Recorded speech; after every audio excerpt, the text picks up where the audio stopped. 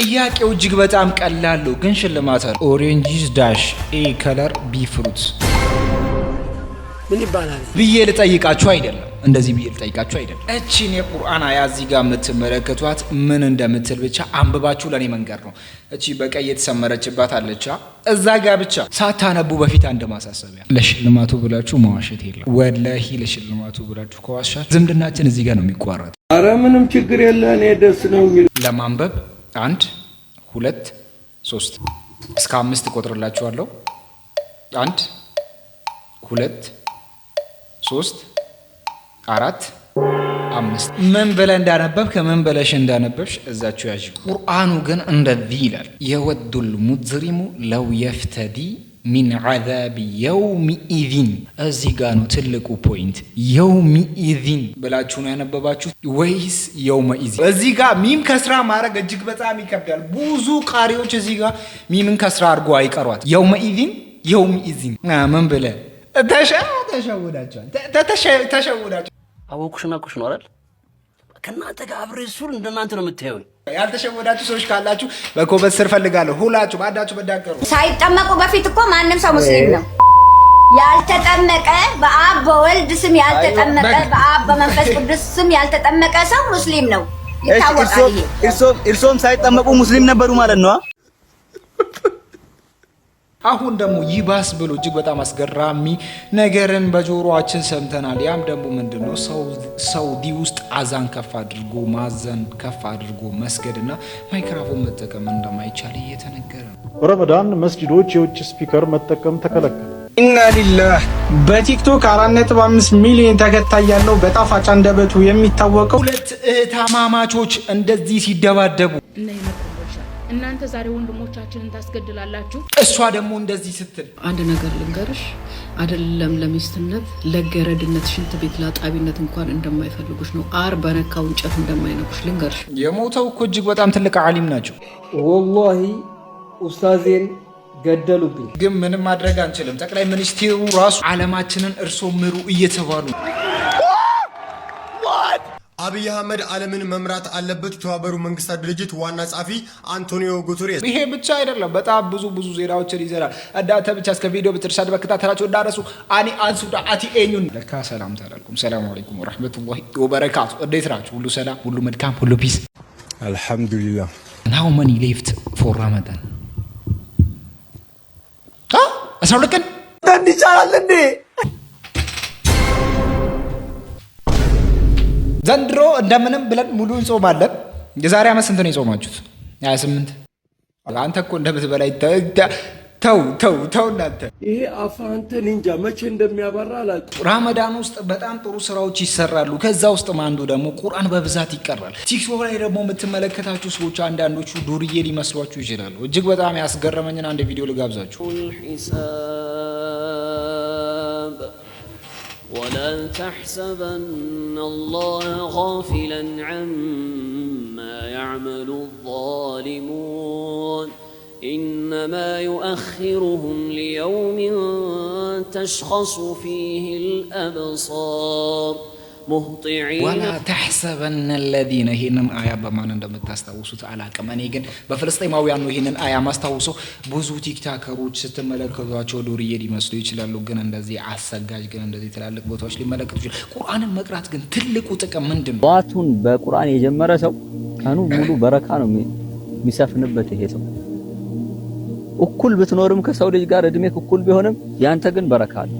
እድሜ ላይም ምትበላውም ላይ ምትጠጣውም ላይ ገንዘብህ ላይ ሁሉም ነገር ላይ ነው በረካ የሚገባው።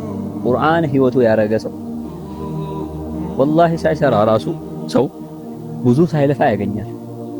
የቁርአን ሰዎች ካያችሁ ለሁም ሃይባ አላቸው። ከሌላ ሰው ይለያል፣ ከማንም ሰው ይለያል። የቁርአን ሰው ቁርአን ህይወት ያረገ ሰው ከሌላ ሰው ፊቱ ራሱ ይለያል። ሃይባም አለው። ይሄ ሰው ሲኖር በበረካ ነው የሚኖረው። ይሄ ሰው አንድ ሰው ጧት ይወጥና ሲሰራ ማታ ሲመለስ 500 ብር ይዞ ይመጣል የቀን ስራ። አንዳንዱ ደግሞ ጧት 2 ሰዓት ወጥቶ 5 ሰዓት ሳይደርስ ተመልሶ 1000 ብር ይዞ ይመጣል። ቁርአን መንፈሳዊ ነገር ብቻ ሳይሆንም ለሪዝቁላ ትልቅ መንገድን እንደሚከፍት ከዚህ ላይ እንማራለን። እናንተ ስትጀምሩም ትታወቃላችሁ። አቃሉ እኮ እንደማታሳፍሩኝ በደንብ እንደምትቀሩ በደንብ ነው ማውቀው፣ ጠንቅቄ ነው ማውቀው። በደንብ ነበር ማውቀው። ግን አብዛኞቻችን በዚህ ረመዳን ውስጥ የምንዘነጋው ምንድነው? ትዳር ሳትይዙ ይከብዳል። ላጤውነሽ ላጤው ይከብዳል ይኑሮ። ግን አንዳንዶቻችን ደግሞ ትዳር ውስጥ ከገባን በኋላ ያ ሰው በደንብ ከኛ ፍቅር እንዲይዘው ብዙ ነገሮችን እንጠቀማለን። አንዳንዶቹ ደግሞ ከመስመር ያለፉ ነገሮችን ይጠቀማሉ። ይሄንን ነገር ደግሞ ኡስታዝ በትንሽ ነገር አውርተው ነበር። ባልና ሚስት ማለያ ሲህር በምን እንደሚሰራ ታውቃለህ? ነሽ እገሌን ነው የምወደው ስትል ልክ ሳሂሩ ጋር ስትሄድ ቀጠሮ ይያዝላት። ሀይድ ላይ ነሽ ወይ ትባላለች። አይደለሁም ትላለች። በቃ ሀይድ ስትሆኝ ነው ትባላለች። ሀይድ ሆና ስትመጣ ሀይድሽን ደግሞ በብልቃት አምጪ ትባላለች። ታፋዋን ገልጻ ሳሂሩ ፊት አያተል ኩርሲይና ፋቲሃ በሀይድ ደም ታፋዋ ላይ ተጽፎ ነው መስተፋቅር የሚሰራው። ከመስሪያ መንገዱ አንዱ መስተፋቅር ከመስሪያ መንገዱ በኢትፋቅ ዑለማ ኩፍር ነው። ቁርአንን በነጃሳ መጻፍ ምንም ሸክ የለም። ቁርአንን በነጃሳ መጻፍ ሽርክ ነው እየተባለ ነው። አላህ ሱብሓነሁ ወተዓላ ደግሞ በደንብ ከሚከለክላቸው ነገር ውስጥ አንዱና ዋነኛው ምንድነው? እና ችግር ብልሃትን ያስተምራል እንደሚባለው አንድ ወንድማችን ደግሞ ከዩቲናስ ፍቅር ይዘውና ይሄንን ነገር ማድረግ ይፈራና ደግሞ በዱዓ ይሳካልኝ ብሎ ሰዎች ጋር መሄድ ጀምሯል። ኢና ሊላሂ ወኢና ኢለይሂ ራጂዑን። አሜን አሜን አሜን ልበልሲ አሜን አሜን። ፈጣሪ ትዳራችሁን ያማረ የጣፈጠ አሜን አሜን። አምላክ ፍቅሬን አንቺን ይሰጠኛል ኳኔን። እየሞከርኩኝ ነው። ያው ትላንት አሉ የተባሉ መራቂ ቄስ ናቸው። እሳቸው ጋር ሄጄ ናና ቄስ ጋር ነው እንደልከው። እሺ ዛሬ ደግሞ ልትሄደው? ዛሬ ደግሞ የሆኑ ኡስታዝ አሉ ተብያለሁ። ዱዓቸው ሙስተጃብ ነው ተብያለሁ። እሳቸው ጋር እየሄድኩኝ ነው።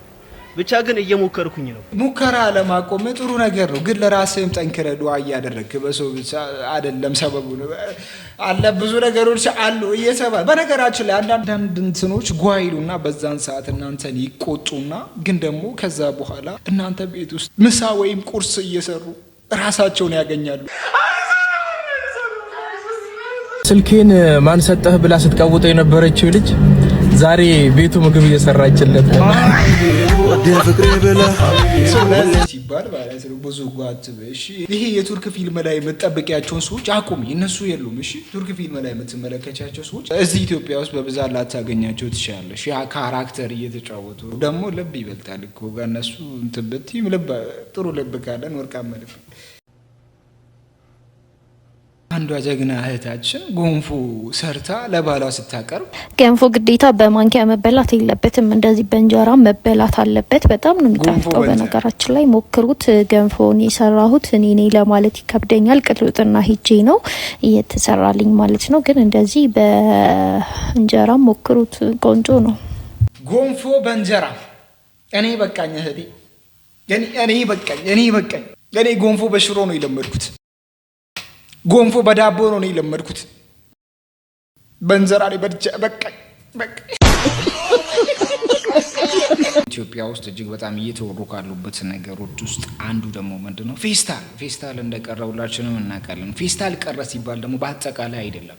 የትኞቹ ፌስታል የሚለው ጥያቄ ውስጥ ገብቷል። ያም ነገር ደግሞ ተብራርቷል። አንዳንድ ሰዎች ግን የሌለ ነገር እያደረጉ ስላየ፣ በነገራችን ላይ ከነዚህ ሶስቱ ፌስታል ውስጥ አንዱን አይመለከትም። ለምሳሌ ኦሮሚያ የሚለው ወይም ደግሞ ያኛው በቢጫ የተመለከታችሁት እሱን አይመለከትም። እሱን መጠቀም ትችላላችሁ። ምክንያቱም ደግሞ ስገዙ አጥሉትም። ለምሳሌ አንዴ ገዝታችሁ የምጥሉት ፌስታሎች ይኖራሉ ያስባለሁ።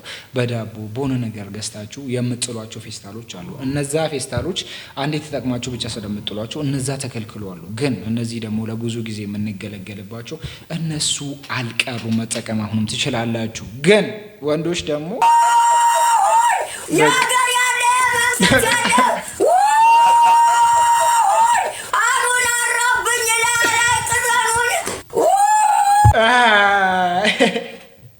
እንደዚህ እየተመለከተን ነበር። ውርደታችን እንደቀጠለ ነው። በአዲስ አበባ ከተማ የፕላስቲክ ከረጢት ወይም ፌስታል መጠቀም በድንገት መታገዱን ተከትሎ መዲናዋ ባልተለመዱና እጅግ አስቂኝ በሆኑ ትዕይንቶች ተሞልታለች። እገዳው ለአካባቢ ጥበቃ ተብሎ የታወጀ ቢሆንም በቂ አማራጭ ሳይዘጋጅ መተግበሩ ግን ነዋሪውንና ነጋዴውን ለፈጠራ ስራ ዳርጎታል። የከተማ ነዋሪዎችና ነጋዴዎች እገዳውን ብርቱን ፍተሻ ለማለፍ እያደረጉ ያሉት ጥረት እጅግ አስገራሚ ነው። ከሰል የሚገዙ ሰዎች የሚቋጥሩበትን ፌስታል በማጣታቸው ልክ እንደ ጥንቱ በባልዲ ተሸክመው ሲሄዱ ይታያሉ። በኪሎ ቲማቲም የሚገዙ እናቶች ደግሞ ፌስታል ስለሌለ የገዙትን ቲማቲም በድስት ወይም በትልቅ ሳህን ይዘው ወደ ቤታቸው ሲያመሩ ይስተዋላሉ። የመንገድ ላይ ምግብ ሻጮችም ቦምቦሊኖ የሚቋጥሩበት ስለሌላቸው በረጅም እንጨት ላይ አከታትለው ለደንበኞቻቸው እያቀረቡ ይገኛሉ። ዳቦ ቤቶችም ዳቦውን ለመጠቅለል ጋዜጣና ዳንቴል እንደ አማራጭ መጠቀም ጀምሯል። ነገሩ ምንም እንኳን ፈገግ የሚያስደርግ ቢሆንም ከበስተጀርባው ግን ትልቅ እንግልትና ጫና ይታይበታል። በተለይ 2000 ብር የሚደርሰው ድንገተኛ ቅጣት ነጋዴዎችን ለከፍተኛ ስጋት ዳርጓቸዋል። የቀረው የትኛው ነው? እንዴትስ ነው ቅጣቱ? ምንድነው የተከናወነ ያለው ነገር የሚለው ደግሞ አንድ ጠበቃችን ምርጥ ጠበቃ ናት። እሷ ደግሞ ስታብራራ እንዲህ ትላለች። ፌስታልን በተመለከተ ምን አዲስ ነገር አለ? እንዲቆያችሁ ጠበቃ ሰብስባኒ እንግዲህ የተለያየ ሰው ቅጣቱ ከጥር 23 ይጀመራል የተባለው እውነት ነው ወይ አልተራዘመም ወይ የሚል ጥያቄ ቦክስ አድርጋችሁልኛል። ከዚህ ጋር በተገናኘ እንግዲህ የአካባቢ ጥበቃ ባለስልጣን ይሄ ነገር ማለትም ፌስታልን ማለት ለአንድ ጊዜ ብቻ ጥቅም ላይ የሚውል ፌስታል በመያዝ በማከማቸት በመሸጥ በማምረት ወደ ሀገር በማስገባት የሚጣለው ቅጣት አለመራዘሙን ከጥር 23 ማለትም ከዛሬ ጀምሮ ቅጣቱ እንደሚጀመር በየአካባቢው ያሉ የህግ አስከባሪ ስልጠና ወስደው ይህንን ቅጣት መጣል እንደሚጀምሩ አሳውቋል ማለት ነው። ስለሆነም ህጉን ተግባራዊ ማድረግ ሂደቱ አልተራዘመም። ጥር 23 ጀምሮ ቅጣት ይጣላል የሚል ነው አሁን ሌተስት ከአካባቢ ጥበቃ ባለስልጣን ያለው መረጃ ማለት ነው። ስለሆነም ለአንድ ጊዜ ብቻ የሚያገለግል ፌስታል ይዛችሁ ከተገኛችሁ ከ2000 እስከ 5000 ብር የገንዘብ ቅጣት፣ ከዛም ባሻገር ብታመርቱ ብትሸጡ ወደ ሀገር ብታስገቡ አከማችታችሁ ብትገኙ ወይም በጅምላም በችርቻሮ ሲሸጡ ብትገኙ እስከ 5 ዓመት እስራት እንዲሁም ከ50 እስከ 200,000 ብር ቅጣት ሊያስከትል ይችላል ማለት ነው። መሰል ጠቃሚ መረጃዎችን ታገኙ ይህን አካውንትን ይከታተሉ። እንደሰማችሁት ነው። ለአንዴ ብቻ የምንገለገልባቸው ፌስታሎች የሚለው በደንብ ሊሰመርበት ይገባል። አንዴ ብቻ ተገልግለን የምንጠራቸው ፌስታሎች፣ እነዚህ ትናንሽ ፌስታሎች፣ ጥቁር ፌስታል ብለን ብዙ ጊዜ የምንጠራቸው ፌስታሎች አንዴ ብቻ ተጠቅመን የምንጠራቸው ፌስታሎች ናቸው። ከዛም ባለፈ ግን ትላልቅ ፌስታሎች ባለ 20-30 ብር የሚገዙ ፌስታሎች እነዛን በድጋሚ መጠቀም እንደምትችሉ እየተገለጸ ነው። ብዙ አመት ኖሮ በአንድ ቀን መሞት ተገቢ ነው አይደለም ብዬ አስባለሁ። ተገቢ አይደለም። ስንት መሞት አለበት? ሁለቴ። አንድ በስጋ ሞት፣ አንድ በመንፈሳዊ ሞት።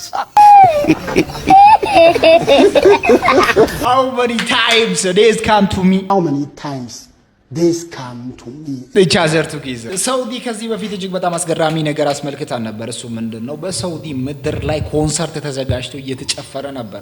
አሁን ደግሞ ይባስ ብሎ እጅግ በጣም አስገራሚ ነገርን በጆሮአችን ሰምተናል። ያም ደግሞ ምንድነው? ሳውዲ ውስጥ አዛን ከፍ አድርጎ ማዘን ከፍ አድርጎ መስገድና ማይክሮፎን መጠቀም እንደማይቻል እየተነገረ ነው። በረመዳን መስጂዶች የውጭ ስፒከር መጠቀም ተከለከለ። ሳውዲ አረቢያ በረመዳን ወር መስጂዶች የውጭ ድምጽ ማጉያ መጠቀም መከልከሏ ተሰምቷል።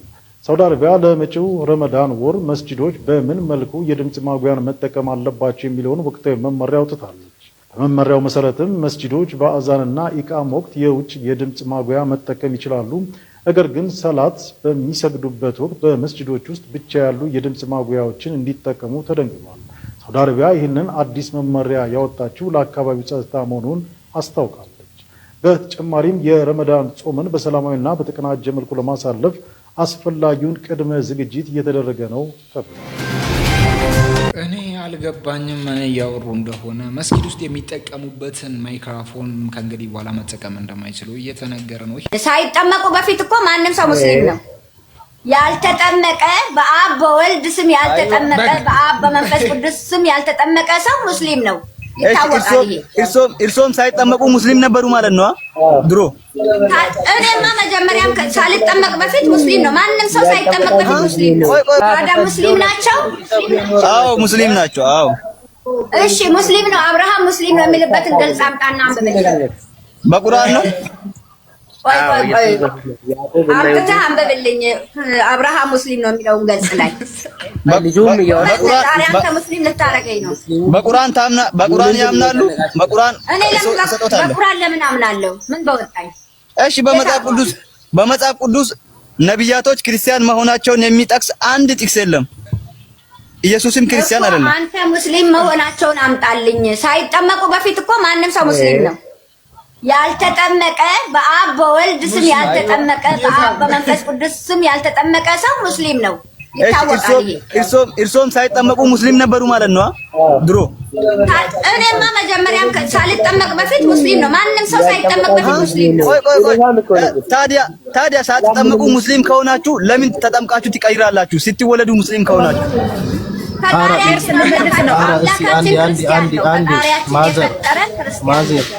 ስለዚህ በአብ በወልድ በመንፈስ ቅዱስ ስም ተጠምቄ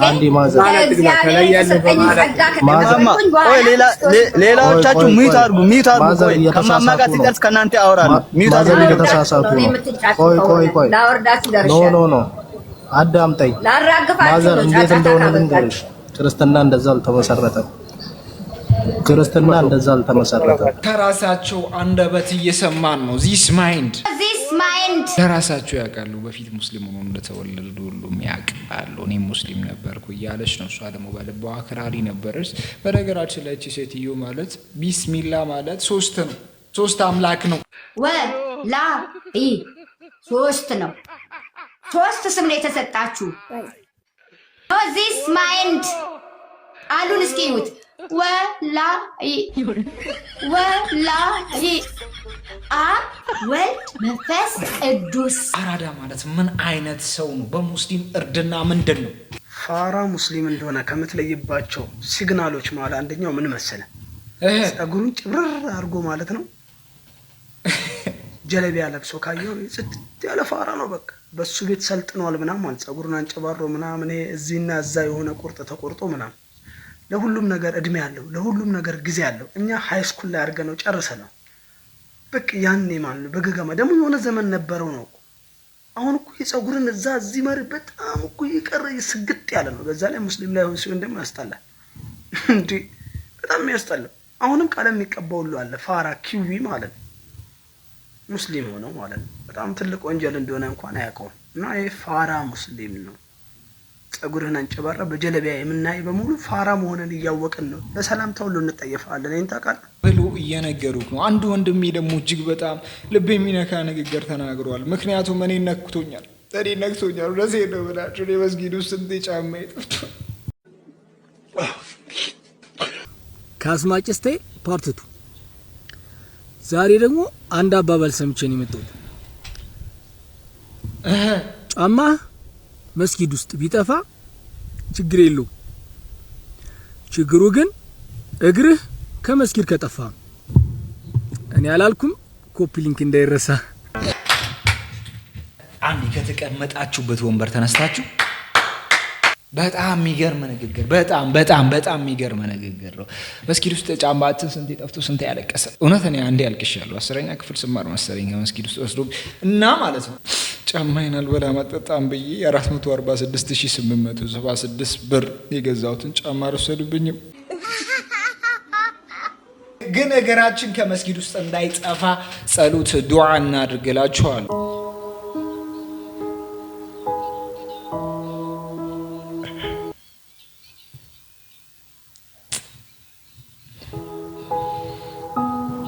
አስተዳደግ ወሳኝ። አንድ እህታችን ደግሞ ከአረብ ሀገር እንደተመለሰች አላቅም ነበር፣ ግን እጅግ በጣም በሚያስገርም መልኩ ደግሞ ሐዋሳ ውስጥ እንዳለች አንድ ቪዲዮ ተላከልኝና እሷን ካየው በኋላ ደንግጬ ካምቶ ሐዋሳ ዲላ እንደምትዩት ያበደ ሸንኮራ እያያችሁ ነው አይደል? በጣም ደስ የሚል የጓሮ ማለት ነው። አሁን ፍሬሽ የተቆረጠ ነው። አሁን ፍሬሽ የተቆረጠ ነው። ዲላ ላይ ያላችሁ ወይም ደግሞ ሐዋሳ ላይ የምትኖሩ ካላችሁበት ድረስ እናመጣላችኋለን። በውስጥ አዋሩ በቃ ጽድት ያለ ይሄው ፍሬሽ የሆነ ሸንኮራ አገዳ ማለት ነው አለንላችሁ እና በጣም የሚጣፍጠው እውነቴ ነው የሌለ ማለት ነው።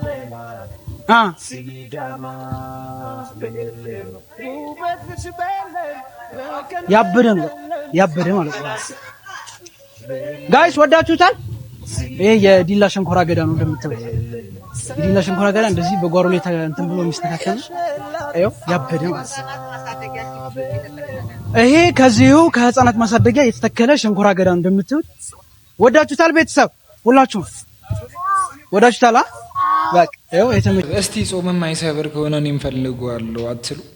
እህታችን እንዴት እንዲለብሳ እንዴት እንደዚህ ሁና አየናት የሚል ትንሽ አሳዛኝ ቴክስቶች እየደረሱኝ ነበር፣ ግን እኔ በዚህ ጉዳይ ላይ ምንም ማለት አልችልም። ኢና ሊላህ በቲክቶክ 4.5 ሚሊዮን ተከታይ ያለው በጣፋጭ አንደበቱ የሚታወቀው ኢብራሂም አልሐልቂ ታሞ ሆስፒታል ገብቷል። ሁላችሁም አላህ አፊያውን እንዲመልስለት በዱዓ አስታውሱት። ረሱል ሰለላሁ ዐለይሂ ወሰለም ክፉ አይን እውነተኛ ነው ብለዋል። የአላህን ስም መጥቀስ ያልቻለ ምቀኛ አይን ምክንያት ስንት ኒዕማዎች ጠፍተዋል። ስንት ጤነኛ ሰዎች የአልጋ ቁራኛ ሆነዋል። በሰው አይን ምክንያት እንደዚህ እንደሆነ ተነግሯል። ሁላችሁም በዱዓ የሰው አይን ከባድ እንደሆነ ሁላችንም እናውቃለን። ለዚህ ልጅም ዱዓ እያደረገን ዶክተር አብይ አህመድ ደግሞ ኢትዮጵያን ሳይሆን ዓለምን የመምራት ብቃት እንዳላቸው እየተነገረ ነው። አብይ አህመድ ዓለምን መምራት አለበት። የተባበሩት መንግስታት ድርጅት ዋና ጸሐፊ አንቶኒዮ ጉተሬስ መረጃው ምን እንደሆነ ግልጽ አድርጌ ልንገራችሁ። ፎሎ እያደረገ ጉተሬስ እንግዲህ በተባበሩት መንግስታት ድርጅት መድረክ ዶክተር አብይ አህመድ ዓለምን መምራት አለበት ሲሉ ነው የተደመጡት። በአሜሪካ ኒውዮርክ ከተማ በተካሄደው የድርጅቱ ዓመታዊ ጉባኤ ላይ ከዓለም ሀገራት የተሰበሰቡ መሪዎች ፊት የመክፈቻ ንግግር ሲያደርጉ እንግዲህ የመጀመሪያ ንግግራቸው ትራምፕ ፈርስት የሚለውን ፍልስፍናቸውን ትተው ከዶክተር አብይ አህመድ መማር አለባቸው፣ መተግበርን በተግባር ከነሱ ማወቅ አለባቸው ሲሉ መልእክታቸውን አስተላልፈዋል። ዶክተር አብይ አህመድ እኔ ማምንባቸዋለሁ። እጅግ በጣም ድንቅና አስገራሚ መሪ ናቸው።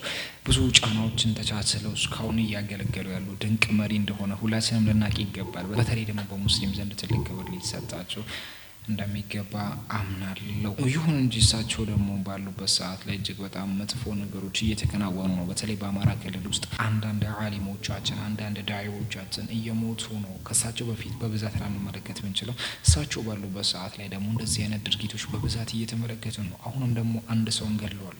ወላሂ ኡስታዜን ገደሉብኝ።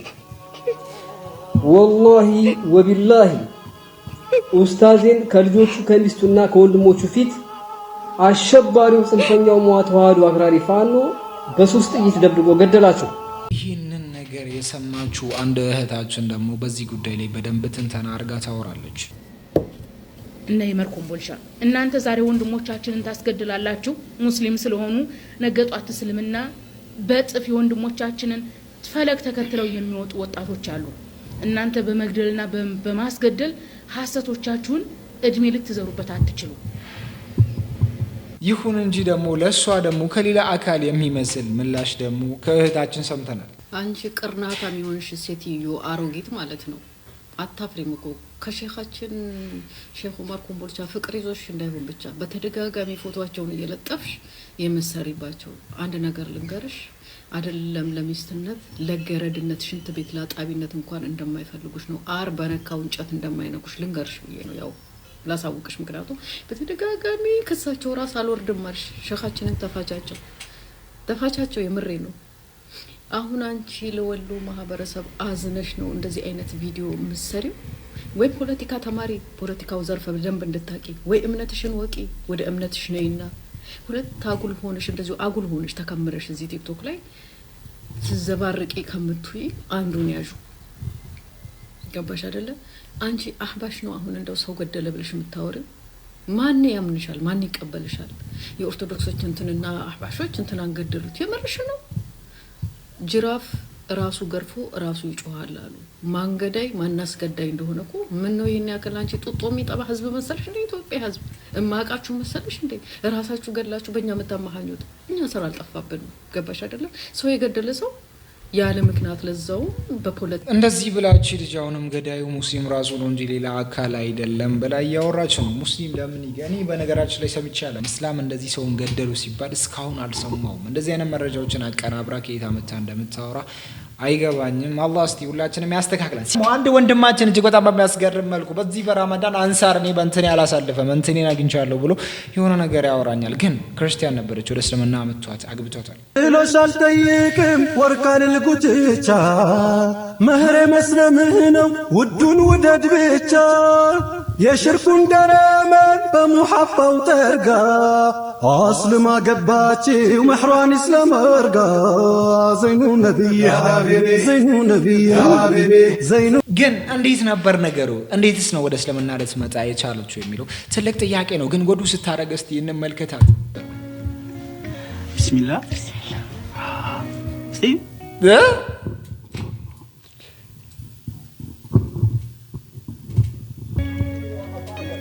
ከዛ እንደዚህ ለራስህ እኮ አንዴ ቆይ ለራስህ አንዴ እኮ አድርገህ ብታሳያት አሪፍ ነበር። መጀመሪያ ለራስህ ታረግና ከዛ በኋላ እሷ እንድታረግ ማድረግ እንደዛ አይቀልም እንደ ሐሳብ?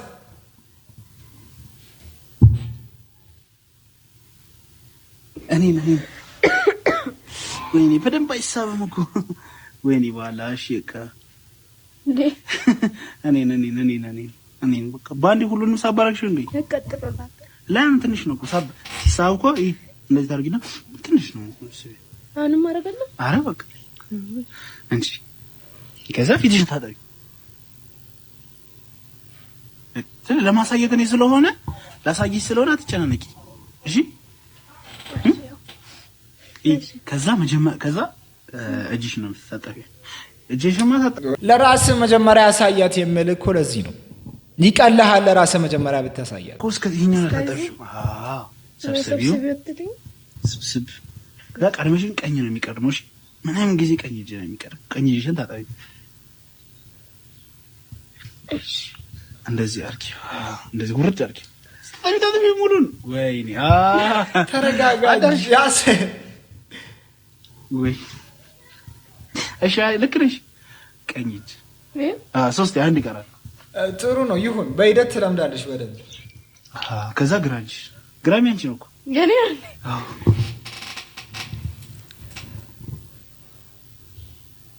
ይሄንን ታጠቢ በደንብ እሺ። ምን አንቺ አረ ለማረ እሺ ኡፍ እሺ ለምደል ለዚህ ነው። ከዛ ይሄን ደግሞ አላሰረግና ጆሮሽ እንደዚህ ይሄን እኔ እኮ ማይመች ጀለስ እንደዚህ ታረጊ ነው። ና ሻወር እንዳገባች ውሃስ ነው ሻወር እንዳገባ ወይ ሳሙና ነገር አቅርብላት። ካልሆነ ከባድ ነው ነገሩ። ይሄን ያህል መሞከሯ ራሱ እሷ ስለሆነች ነው። አረቺ አረው በጋምላክ እሺ በትክክል ንገረኛ። እሺ በጋምላክ በጋምላክ ዋው አረው ወይ እንደዚህ ታረጊና እንደዚህ ታረጊና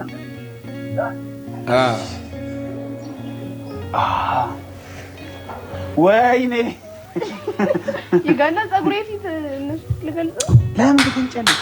ይሄ ነው ተስድብ ነው እንደዚህ ፀጉር ላለመግለጥ ማለት ነው። ኢትስ ክሬዚ ይሄ ማይታመን ነገር ይሄ እንደዚህ ታረጊና እንደዚህ ከዛ እንደዚህ እቺ ፀጉርሽ እንድብስ እዛች እንደዚህ ገባኝ በቃ አቤት አቤት አቤት አራራራራራ ከዛ እግርሽን ስታጠቢ ደግሞ ቀኝ እግር ይቀርባል። የት ነው ቀኝ ነው? ሰብሰብ ቀኝ እግርሽን ታጠቢ ከዚህ ጋር አረ እዚህ ጋር በቂ ሄሎ ቆየሽበት። በቃ እግር እንደምትታጠቢው ማለት ነው። ቤት ውስጥ አዲስ ነገር የለም። ሶስት ያለ ለነገሩ በብዛት ይታጠቡ። እሺ ታሰልቀልሽ እግርሽ ላይ ያለው ትቻለህ። ከዛ ግራ የኔ አሁን ሰላቱ ነው የሚቀረን። ሁለቱንም ታጥባለች። አሁን ሰላቱ ነው የሚቀረን። እንስገድ አብረን። እዚህ አይሰገድም። አንድ ጋር እንደዚህ አብሮ አይሰገድም። ቀስ ብላ አስረዳት አባ። እሷ እኮ ከዚህ በፊት አታውቅም። አንተ አድገህበት ነው። አንተ እኮ አድገህበት ነው። ተረጋጋ እንጂ። ይሄን ሁሉ ራሱ እኮ እሷ ስለሆነች ነው። ምን ሆነሃል? ከኔ ጎን ሆነሽ መስገዳች እሷ ስለሆነች ነው። ይሄን ሁሉ ራሱ ተረጋጋና አሳየን። መጀመሪያ አዛን ይባላል። ከዛ ምን ይባላል? ይባላል። እኔ ነኝ አበሻላለ እዚህ እኔ አዛን እላለሁ፣ ይቀምራለሁ።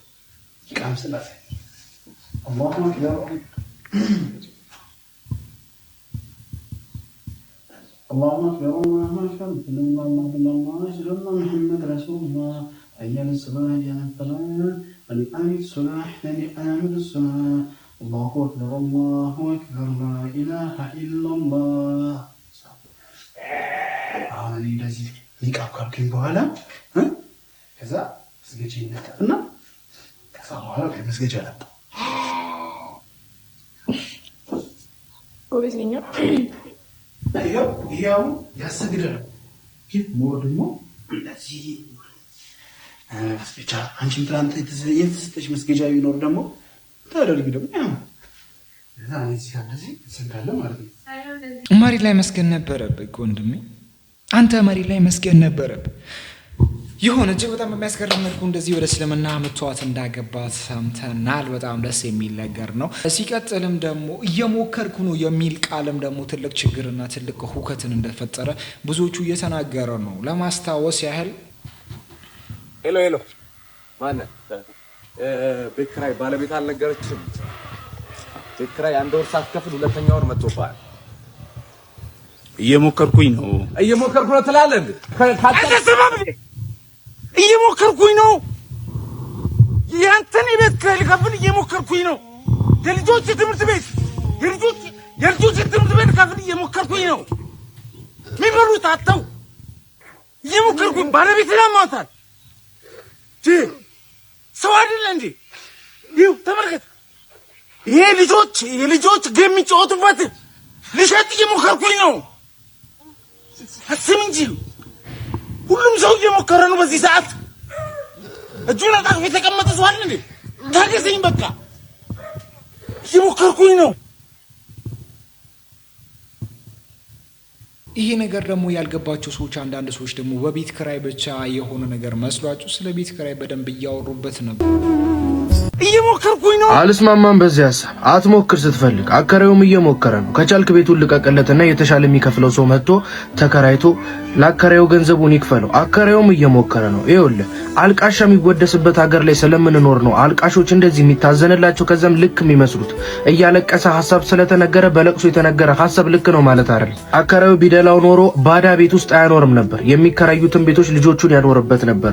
ግን ስለቸገረው ኑሮን ለማሸነፍ እየሞከረ ስለሆነ እቤት ውስጥ ባዳ አስገብቶ ያኖራል። ይመነው አይመነው ይዝረፈው ልጆቹን ምን ያርግበት። በዚህ በከፋ ዘመን ሴት ልጁን ይድፈርበት አይድፈርበት ምን ያርገው የማያውቅ ሰው አስገብቶ ቤት ውስጥ ያኖራል። ለምን? እየሞከረ ኑሮን እየሞከረ ለማሸነፍ ስለሆነ። እያለቀስክ ስላወራኸኝ ሐሳብህን እቀበልሃለሁ ታሳምነኛለህ ማለት አይደለም። ሁሉም ሰው እየሞከረ ነው። 2 ወር ከታገሰ ይበቃል። ካልቻልኩ ጣለት። አልቃሾች እንደለመደባችሁ ኮሜንት ላይ ግቡና አልቅሱ። ከፍቼላችኋለሁ። እያለቀስክ ስላወራ አታሳምነኝ። ሰው ካንተ የተሻለ ኑሮ እየኖረ ስለመሰለ አንተ ከሱ የተሻለ ኃላፊነት አለብህ ማለት አይደለም። ሁሉም ሰው ኑሮን እያሸነፈ ነው። ለአንተ ክፍተት በሰጠ ቁጥር የሱ ቤት የሚሞት ከሆነ የሱን ቤት እየገደለ ለአንተ ክፍተት አይሰጥህም። ጭንቅላቱ እያደር እንደ ህፃን ጫማ እንደዚህ የሚጠብሰው እንዳንተ አይቻለው። ሲጀመር አትስማማ። ለአንተ አይደለም ቪዲዮ የተሰራው። አንተ እንደ ፈረስ ጋሪ እንደዚህ ሽምጥ ስለምታስብ እንደዚህና እንደዚህ ስለማታገናዝብ ከዚህ የተለየ ብትረዳ ትንሽ እኔ ራሴ ይገረምብህ ነበር። ቪዲዮ እንዳንተ ሸሚዝና ጫማ እየተገዛለት ለሚኖር ወጣት ጡረተኛ አይደለም። እሺ የቪዲዮ ሐሳብ ለመኖር የሚያጓጓ ነገር በሌለበት ዓለም ውስጥ ለመኖር እየሞከሩ ላሉ ወጣቶች 5000 ብር ተከፍሎት ለልጆቹ 6000 ብር የትምህርት ቤትና የቤት ኪራይ ከዛ አስቤዛችሁ ሁሉ ለሚኖረው አባወራ ነው። እሺ ላንተ አይደለም። በጣም በብዙ ስትራግሎች ሶሳይቲውን አፍችላ ለመኖር እየሞከረች ላለች ወጣት ነው።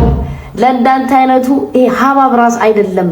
አንተ ከዚህ የተለየ ብታስበኝ በጣም ነበር ሰርፕራይዝ የምሆነው። አትዝረፍ። ለነገሩ ከየት አመጣው? መጽሐፍም አታንብብ ግድ የለኝም። 4ኛ ክፍል ገላጭ ስለሚባል ነገር አልተማርክም። ያበበን ስም ለምሳሌ ያነሳችሁ ብለህ ሙሾ ታወርዳለህ። ስለ ቤት አከራይ ነው ትለኛለህ። ይሄ ቪዲዮ ምን አይነቱ በስማ። በአጠቃላይ ክርክሩ በብዛት እየተካሄደ ነው። በዚህ ጉዳይ ላይ ብዙዎቹ እየተጨቃጨቁበት ነው የሚገኘው። ይሄ ልጅም ሳይገባው ብዙ ነገርን አውርቷል። ሰዎችም በዚህ ጉዳይ ላይ አስተያየታቸውን እየሰጡ ነው የሚገኙት። እናንተ በዚህ ጉዳይ ላይ ምን ትላላችሁ? ለዛሬ ስና ፕሮግራም በዚህ ተናቃ እኔ አንሱ ጣቲ ኤኙኒ ላይክ ማድረግ ደግሞ እንዳይረሳሽ።